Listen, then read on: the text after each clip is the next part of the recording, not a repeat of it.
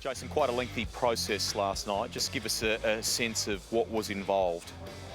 Yeah, look, first of all, Greg, one of the key factors that I look for and the key indicators that I look for in the race that allow me to determine whether it should be something we deal with the PLP or we go into a post-race investigation we're missing yesterday. So what I say to the drivers at every driver's briefing, and it's a standard we set, is that if we can deal with it in the race, and we're very clear, we will.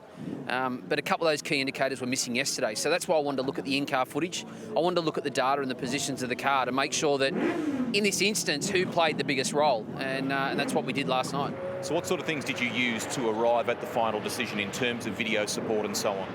Yes, obviously during the course of the race we've got different camera angles to look at, and it's the same footage that the majority of the people at home get to see.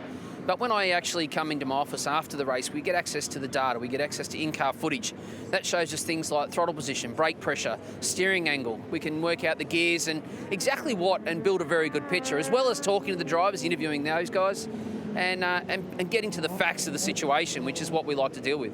How important was that to remove the emotion and deal with the facts, but also to hear from the drivers, to let them have their say? Look, it's obviously very important, and everyone's very passionate, particularly when we get to this end of the year. But in my role, what I like to do is I like to deal with the facts. I like to keep the emotion out of what we do. I understand it's a very passionate sport, and there's a lot on the line for a lot of people. But for me, whether it's race 1, race 5, race 31 or race 36 in the championship, the facts are the same. We deal with what we're looking at. The crime, the penalty, we all make it the same, and it's consistent throughout the year. And then you have a situation where, it depends where it is or what happens during the course of the year, but we build a championship based on what's fair and reasonable for everybody. What other factors did you take into consideration as far as the incident itself is concerned? Look, one of the standards we set and we maintain throughout the course of the year is when there's some overlap between race cars, you do have to give racing room. Or what tends to happen is that the car in the front gets turned across the car that's behind.